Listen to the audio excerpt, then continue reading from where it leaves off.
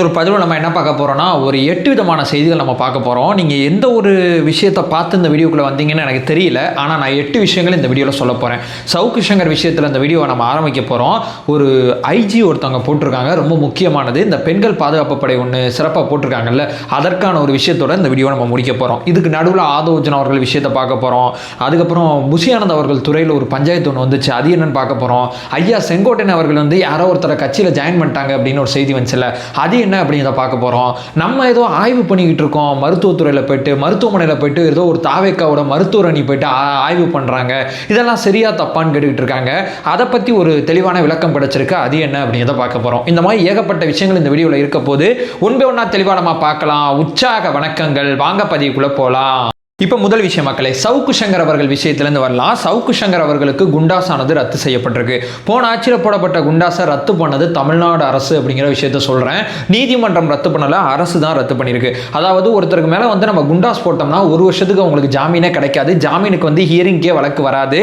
அந்த குண்டாஸ் வந்து சரியானதா தவறானதா அப்படிங்கிறத யார் முடிவு பண்ணுவாங்கன்னா அறிவுரை கழகம் அப்படின்னு சொல்லி தமிழ்நாடு அரசு பார்த்தீங்கன்னா ஒரு அறிவுரை கழகம் வந்து நடத்திக்கிட்டு இருக்காங்க. பொதுவாக அரசு சார்பில் குண்டாஸ் போட்டாலும் இந்த அறிவுரை கழகம் குண்டாஸ் ஓகே தான் சொல்லுவாங்க.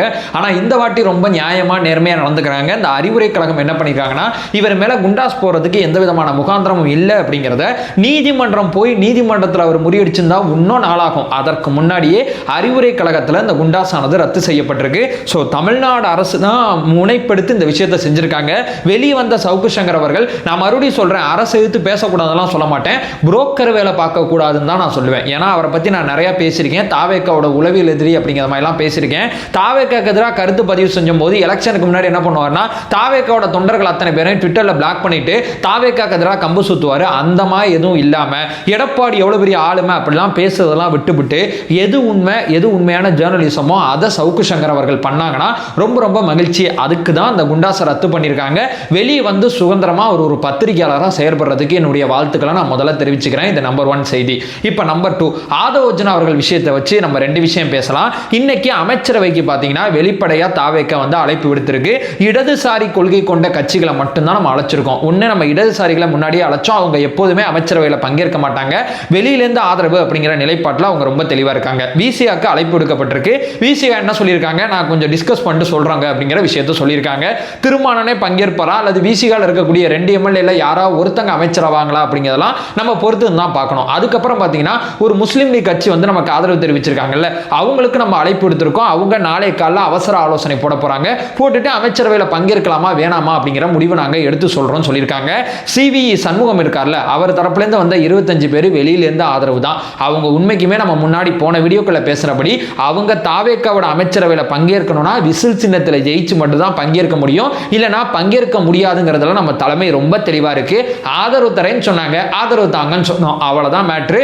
ஆனா அமைச்சரவை இடதுசாரி கொள்கை கொண்ட பாஜக எதிராக அரசியல் செய்யக்கூடிய கட்சிகள் மட்டும்தான் தாவேக்காவோட அமைச்சரவையில் பங்கேற்கும் அப்படிங்கிற விஷயம் தெள்ள தெளிவா தெரிஞ்சிருச்சு. இது நம்மளுடைய 2வது செய்தி. இப்போ 3வது, ஆதவர்ஜுனா அவர்கள் ஒரு விஷயத்தை ரொம்ப தெளிவாக செஞ்சுருக்காங்க. விளையாட்டுத்துறை அமைச்சராக இருக்காங்க, பொதுப்பணித்துறை அமைச்சராகவும் இருக்காங்க.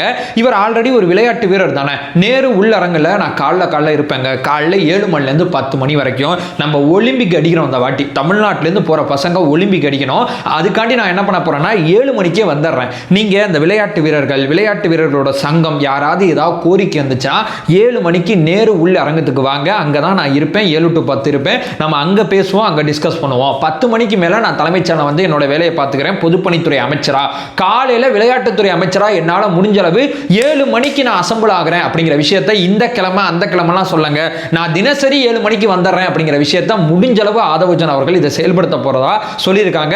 இது ரொம்ப வித்தியாசமா இருக்குல்ல, 7 மணிக்கே ஒரு அமைச்சர் வேலையை ஆரம்பிக்கிறது அப்படிங்கிறதா இங்கே தான் நம்ம பார்க்குறோம். அதுக்கடுத்து இந்த ஒரு செய்தி போட்டு நம்ம வீடியோ கீழே நிறைய பேர் கேட்டீங்க, செங்கோட்டையன் ஐயா ஏன் இந்த மாதிரி நபர்கள்லாம் கட்சியில் இணைக்கிறார் அப்படின்னு சொல்லி கேட்டிருந்தீங்க. இதற்கு செங்கோட்டையன் ஐயாவே பதில் சொல்லியிருக்காங்க. அப்பா நான் யாரை இணைக்கலப்பா, நான் அமைச்சரான பிறகு பொறுப்பேற்றுக்கிட்ட பிறகு நிறைய பேருக்கு வந்து என் வீட்டுக்கு வந்தாங்க, சால்வை போட்டாங்க, வாழ்த்துக்கள் தெரிவிச்சாங்க. சில பேருக்கு நான் சால்வையை அவங்க மேலே போட்டுக்கிட்டு இருந்தேன். அந்த மாதிரி ஒருத்தர் தம்பா இவரும், இவர் மேல இந்த மாதிரி முறைகேடு இருக்கு, அது இருக்கு, இதெல்லாம் எனக்கு தெரியாது. வரிசையா வந்த ஒவ்வொருத்தரையும் நான் பாட்டு சால்வை போட்டுக்கிட்டே இருந்தேன், சால்வை வாங்கிட்டு இருந்தேன், அவங்க மேலே சால்வை போட்டுக்கிட்டு இருந்தேன். இந்த மாதிரி விஷயங்கள் அத்தனையுமே நடந்துச்சு. அமைச்சரா பொறுப்பேற்றுக்காண்டி எனக்கு வாழ்த்துக்கள் தெரிவிக்க வந்ததுல இவரும் ஒருத்தர். ஸோ இவர் தாவேக்கால இணைந்துட்டாரு அப்படிலாம் எந்த விதமான விஷயமும் கிடையாது. இவரை நாங்க தாவேக்கா தாலுக்கால இணைக்கவே இல்லை அப்படிங்கிற விஷயத்தை ஐயா செங்கோட்டையன் அவர்கள் ரொம்ப தெளிவாக சொல்லிட்டாங்க அப்படிங்கிறது மிக முக்கியமான செய்தியா இருக்கு. அதுக்கடுத்து பார்த்தீங்கன்னா புஷியானந்த் அவர்கள் துறையில் ஒரு பஞ்சாயத்து ஒன்று ஓடிக்கிட்டு இருக்கு. அதாவது காஞ்சிபுரம் மாவட்டத்தில் ஒரு ஊராட்சியில் வந்து ஒரு எப்படி சொல்றது அந்த குடிநீர் நீர்த்தேக்க தொட்டின்னு நினைக்கிறேன் ஒரு 18 லட்சம் ரூபாய் மதிப்பீட்டில் ஒன்று கட்டணும் அப்படிங்கிற மாதிரி வந்து ஒரு டெண்டர் ஒன்று விட்டுருக்காங்க. இப்போ பொதுவாக தமிழ்நாட்டோட டெண்டர்லாம் நீங்கள் எங்கே போய் பார்க்கலாம்னா நீங்களே போய் பார்க்கலாம். tn.tender.government.in இந்த வெப்சைட் போனீங்கன்னா தமிழ்நாடு அரசு எந்தெந்த துறையில் என்னென்ன டெண்டர் விட்டுருக்காங்க, எந்தெந்த டெண்டர் எவ்வளவு தூரம் வந்து நம்மளால அப்ளை பண்ண முடியும், எந்த டெண்டர் எப்போ ஓப்பன் ஆயிருக்கு எப்போ க்ளோஸ் ஆக போகுது எல்லா தகவலுமே இந்த வெப்சைட் போனீங்கன்னா இருக்கும். அந்த வெப்சைட்ல என்ன பஞ்சாயத்து ஆகி போச்சுன்னா நேத்திலேருந்து என்னங்க காலைல டெண்டர் ஆரம்பிச்சு நீங்க என்ன மதியம் க்ளோஸ் பண்றீங்க, 6 மணி நேரத்துக்குள்ள என்ன டெண்டர், அப்ப லிமிட்டடா வச்சிருக்கீங்க. புஷியானந்த் துறைக்கு வந்த 2 நாளே கத்துக்கிட்டாரா ஊழல் பண்ண அப்படின்னு சொல்லி இந்த உடன்பிறப்புகள் ரொம்ப தீவிரமா கேள்வி எழுப்பிட்டு இருந்தாங்க. அது டெக்னிக்கல் ஃபால்ட் அப்படிங்கறத அரசு சார்பில் இருந்து நேத்திலேருந்து சொல்லிட்டு இருந்தாங்க. ஆனா ஒரு பய கேட்கல. இப்போ என்ன ஆயிடுச்சுன்னா அரசு சார்பில் இந்த டெக்னிக்கல் ஃபால்ட் பண்ண 2 அதிகாரிகளை சஸ்பெண்ட் பண்ணிருக்காங்க. லிமிடெட் டெண்டர் அப்படிங்கறத இனிமே பயன்படுத்தக்கூடாது. அவசர காலத்துல லிமிடெட் டெண்டர் பயன்படுத்துவாங்க. லிமிடெட் டெண்டர்னா என்னன்னு சொல்லி கேட்டீங்கன்னா குறிப்பிட்ட சில நிறுவனங்கள் மட்டும்தான் பங்கேற்க முடியுங்கிறத டெண்டர் வெளியிடும் போதே அரசாங்கம் சொல்லிடுவாங்க. பெருசா விளம்பரம் இருக்காது. ஒரு 5 to 6 நிறுவனம் இருக்கும். அந்த 5 to 6 நிறுவனம் தான் அந்த டெண்டர்ல பங்கேற்க முடியும். யாரு நல்லா அந்த விஷயத்தை அமௌண்ட்டை சொல்றாங்களோ அந்த நபருக்கு வந்து அந்த டெண்டர் கிடைச்சிரும். இதுதான் லிமிடெட் டெண்டர். சென்னை மாநகராட்சியில இனிமேல் லிமிடெட் டெண்டர் இடம் வராது அப்படிங்கிற விஷயத்தை சொல்லியிருக்காங்க. அவசர காலகட்டத்தில் குறைந்த பணி அதாவது ரொம்ப கம்மியான ஒரு அமௌண்ட்டுக்கு வந்து டெண்டர் விடுறோம்னா டெண்டரை விளம்பரப்படுத்துறதுக்கே ஒரு செலவாகும். எப்பா டெண்டரே ஒரு 20 லட்சம் தான், விளம்பரப்படுத்துறதுக்கு ஒரு தொகை வேணாம், ஒரு 6 பேர்ல யாராவது ஒரு ஆள் இந்த டெண்டர் எடுத்துங்க, சின்ன டெண்டர் தான் அப்படின்னு சொல்லுவாங்க. ஆனா பெரிய பெரிய டெண்டர்லாம் லிமிடெட் டெண்டரா போன ஆட்சியில் நிறைய பண்ணியிருக்காங்க அப்படிங்கிறத இப்போ கண்டுபிடிச்சிக்கிட்டு இருக்காங்க அறப்போர் இயக்கம். இந்த அறப்போர் இயக்கத்தோட விர்ச்சுவல் வாரியர்ஸ் ஒன்று சேர்ந்துட்டாங்க. எப்பா எங்க ஆட்சியில் நேற்று நீங்க ஒரு குறை சொன்னீங்க, இந்த மாதிரி புஷியானந்த் அவர்கள் துறையில் வந்து இந்த மாதிரி டெண்டர் பண்ணிட்டாங்கன்னு இந்த சஸ்பெண்ட் பண்ணிட்டாங்க அதிகாரியை, அந்த டெண்டரை கேன்சல் பண்ணிட்டாங்க. இது உங்க ஆட்சியில் சென்னை மாநகராட்சியில் இந்த மாதிரி லிமிடெட் டெண்டர் போட்டிருக்காங்களே அதே மாதிரி தான் டைமிங் 9 to 6, 9 to 5, 9 to 3 இந்த டைமிங் தான் போட்டிருக்காங்களே. இதன் மேல எப்ப நடவடிக்கை எடுக்க போறீங்க அப்படிங்கிற கொஸ்டினை இன்றைய தினம் அறப்போர் இயக்கம் ரொம்ப வலுவா எழுப்புறாங்க. அவங்க கூட சேர்ந்து நம்ம தோழர்களும் எழுப்பிட்டு இருக்காங்க. சரிப்பா எங்களை குறை சொன்னீங்க, நீங்க உத்தமைங்களா அப்படிங்கிற கொஸ்டின் இனிமே நிறைய கேட்போம். ஏன்னா இப்பதான் இந்த டெண்டர்லாம் எப்படி எடுக்கிறாங்க போறாங்க அப்படிங்கிற விஷயத்தை பத்திலாம் தெளிவா தெரிஞ்சுக்கிட்டு இருக்கோம். இனி ஒவ்வொன்றையும் நோண்டுவோம் அப்படிங்கிறது தான் யதார்த்தமான உண்மை. இதுக்கு அடுத்து போனீங்கன்னா மிக முக்கியமா மருத்துவமனையில் ஒரு நம்மளுடைய மருத்துவர் அணியை சேர்ந்த ஒரு பெண்மணியை ஆய்வு செஞ்சாங்க அப்படிங்கிற ஒரு செய்தியை பயங்கரமா போட்டு இருந்தாங்க. தென்காசியில் சங்கரன் கோவில் அரசு மருத்துவமனையில். என்னங்க இவங்க அமைச்சர் கிடையாது, எம்எல்ஏ கிடையாது, எதுவுமே கிடையாது, இவங்க எப்படி ஆய்வு பண்ணலாம் அப்படிங்கிற மாதிரி வந்து ஒரு கொஸ்டின் எழுப்புனாங்க. எனக்கு ஒரு மாதிரி வந்து ஏன்னா அவங்க பிரஸ் மீட் கொடுக்குறாங்க, ஆய்வுலாம் பண்றாங்க, என்னடா மாற்றுது அப்படின்னு நானே ஒரு செகண்ட் குழம்பிட்டேன். அதுக்கப்புறம் அந்த பெண்மணி வீடியோவே போட்டு ரொம்ப தெளிவா ஒரு விளக்கத்தை கொடுத்துருக்காங்க. இது அத்தனைக்கு காரணம் யார் தெரியுமா? நம்ம அடிக்கடி இந்த நியூஸ் தமிழ் 24/7 இருக்கான்ல அவனுக்கும் நமக்கு ஆகவே மாட்டேங்குது. ஒரு வியூஸுக்காண்டி ஒரு டிஆர்பிக்காண்டி தவறான ஒரு விஷயத்தை அப்படியே கிளப்பி விட்டுறாங்க. அந்த பெண்மணி படிக்கலங்கிறாங்க, அதை பண்ணலங்கிறாங்க, இதை பண்ணலங்கிறாங்க, எல்லாத்துக்குமே அவங்க விளக்கம் கொடுத்துருக்காங்க. என்ன தெரியுமா நடந்திருக்கு? ஒரு கை வந்து ஒருத்தவங்களோட கை வந்து அப்படியே வெட்டுப்பட்டிருக்கு. இந்த கையை வந்து சங்கரன் கோவில் மருத்துவமனையிலேருந்து வேற இடத்துக்கு அனுப்பிச்சிருக்காங்க. அந்த வேற இடத்துக்கு அனுப்பும்போது இந்த கை அழுகி போய் வந்துருச்சு, எங்களால் வந்து பொருத்தம் இல்லை அப்படிங்கிற ஒரு செய்தியை நியூஸ் தமிழ் 24/7 தான் அந்த செய்தியை போடுறாங்கன்னு நினைக்கிறேன். அந்த செய்தியை பார்த்து அந்த பகுதி முழுக்க ஒரு மாதிரி பரபரப்பா இருக்கு. நம்மளுடைய மாவட்ட செயலர் தாவேகா மாவட்ட செயலர் அவர் என்ன பண்ணியிருக்காரு, இந்த மருத்துவ அணியை சேர்ந்த இந்த பெண்மணியை தொடர்பு கொண்டு என்னங்க நம்ம மருத்துவமனையில் இந்த மாதிரி செய்தி வருது என்னன்னு கொஞ்சம் பார்க்கலாமா அப்படின்னு கேட்டிருக்காங்க. இவங்க யாரு என்ன ஏது இவங்க என்ன படிச்சிருக்காங்க நான் சொல்றதுக்கு முன்னாடி அவங்களே சொல்றாங்க, நீங்க பாருங்க. நியூஸ் தமிழ் சேனல்ல இருந்து எனக்கு இப்ப கால் பண்ணி பேசினாங்க. அதாவது அவங்க பாயிண்ட்க்கே நம்மள கொண்டு வரதுக்கு நியூஸ் தமிழ்ல இருந்து ட்ரை பண்றாங்க. நியூஸ் தமிழ்ல இருந்து கொடுக்கப்பட்ட ஒரு நியூஸ் பாத்தீங்கன்னா சங்கரன்கோவில் ஜிஹெச்ல இருந்து வெட்டுப்பட்ட பாகம் ஐஸ்ல பதப்படுத்தாம கொண்டு போனதுனால அழுகி போச்சு, அந்த பாடி பார்ட்ஸை ஃபிக்ஸ் பண்ண முடியல அப்படிங்கிற மாதிரி ஒரு நியூஸ் வருது.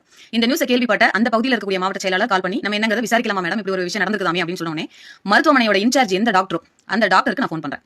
ஃபோன் பண்ணி சார் இந்த மாதிரி ஒரு நியூஸ் வருது, இது உண்மையா அப்படின்னு கேட்கறப்போ இல்லைங்க மேடம் அது ஆம் லெவல்ல இருந்து கட் ஆயிருக்கு, பெரிய பார்ட்ஸ் அப்படிங்கிறதுனால நார்மல் சலைன் பண்ணதுக்கு அப்புறம் அதாவது கிரஷ் இன்ஜுரி அதுல வந்து சிமெண்ட் இதுல அப்படியே கிரஷ் ஆயிருக்கு, அதனால எவ்வளவுதான் நம்ம வாஷ் பண்ணாலும் சின்ன சின்ன துகள்கள் இருந்தது, டைம் வேஸ்ட் பண்ணாம அனுப்பினா தான் பிளான்டேஷன் பண்ண முடியும்னால நாங்க சீக்கிரமா அனுப்பிட்டோம். ஐஸ் போட்டு தான் அனுப்பியிருக்கோம், அவ்வளவு பெரிய பாக்ஸ்ல பட் கேரி பேக்ல போட்டதுக்கு அப்புறமா ஐஸ் பதப்படுத்தி தான் அனுப்பியிருக்கோன்றத ஹாஸ்பிட்டல்ல இருந்து சொல்றாங்க.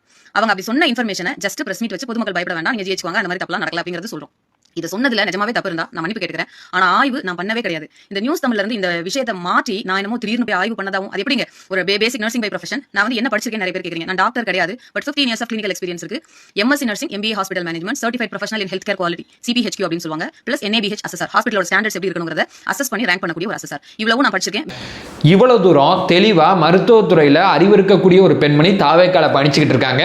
சரி, நம்ம மருத்துவமனையில இந்த பஞ்சாயத்து வருது அப்படிங்கிறப்போ அந்த ஊர் பகுதியில் பரபரப்பாகுது. இவங்க என்ன பண்றாங்க, அங்க போய் விசிட் பண்ணி இல்லைங்க கரெக்டாக தான் போட்டு அமிச்சோம், கை ரொம்ப பெருசுங்க, அது இங்கேருந்து கட்டாக இருக்குது, வச்சு நம்மளால் என்ன பண்ண முடியுமோ நம்ம பண்ணி அனுப்பணும், அது அந்த மாதிரி நடந்திருக்கு அப்படிங்கிற ஒரு விளக்கத்தை கொடுக்கும்போது மருத்துவமனையில் தப்பு நடந்துச்சுன்னு சொல்லி அங்கே ஒரு பதட்டமான சூழல் இருக்கும்போது இவங்க அங்கே போயிட்டு ஒரு ப்ரெஸ் மீட் கொடுத்து மருத்துவமனை தரப்பில் எந்த தப்பும் இல்லை, இது வந்து நடக்கக்கூடாது, நடந்திருக்கு, அந்த மாதிரி விஷயங்கள் தான் இங்கே போயிருக்கு, மற்றபடி வேறு எதுவும் பஞ்சாயத்து இல்லை அப்படிங்கிறத அவங்க ப்ரெஸ் மீட் கொடுத்துருக்காங்க.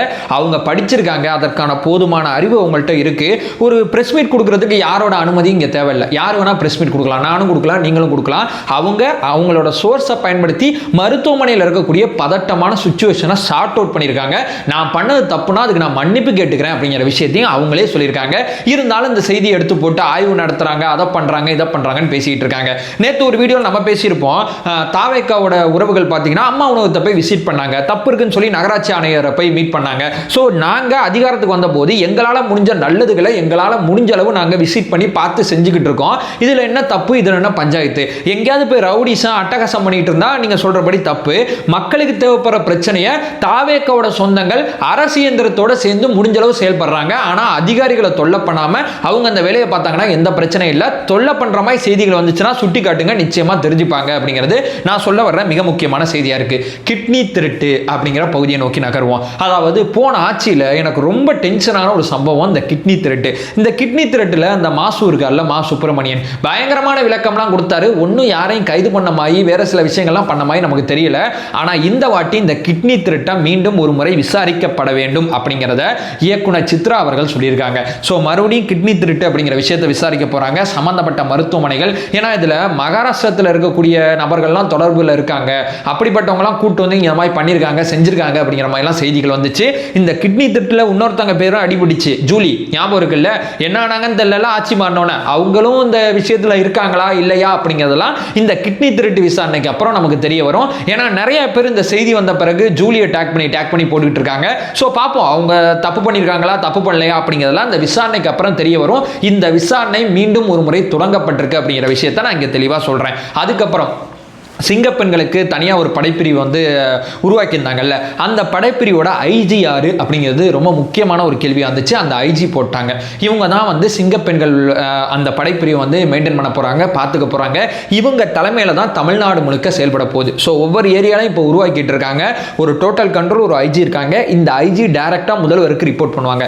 ஓவரால் பார்த்தீங்கன்னா இப்படிப்பட்ட ஒரு ஒரு நல்ல விஷயங்கள் அத்தனையுமே நம்மளை சுற்றி நடந்துகிட்டு இருக்கு. அது எல்லாத்தையுமே இந்த வீடியோவில் நான் தொகுத்து இந்த வீடியோவில் ஷேர் பண்ணியிருப்பேன். ஒன்னே ஒன்று, இந்த ஆய்வு நடத்தும் போது மட்டும் கொஞ்சம் கேர்ஃபுல்லாக இருந்தால் போதுமானது. ஏன்னா தேவையில்லாமல் நம்ம அரசு இயந்திரத்தை மிஸ்யூஸ் பண்ணக்கூடாது. ஏன்னா நமக்கும் திமுக காரனுக்கும் வித்தியாசம் இல்லாமல் போயிடக்கூடாது. அதை மட்டும் சொல்லிட்டு இந்த வீடியோ நான் என் பண்ணிக்கிறேன். நம்ம சேனலை ஃபர்தராக ஃபாலோ பண்ணிங்கன்னா பொலிட்டிக்கல் சார்ந்து மிக முக்கியமாக பல்வேறு விதமான விஷயத்தை நம்ம பார்த்துட்டு இருக்கோம். நம்மளோட ஒரே நோக்கம் அறியாமை அகற்ற வேண்டும், அறியாமை அகற்றப்பட வேண்டும். Thank you so much.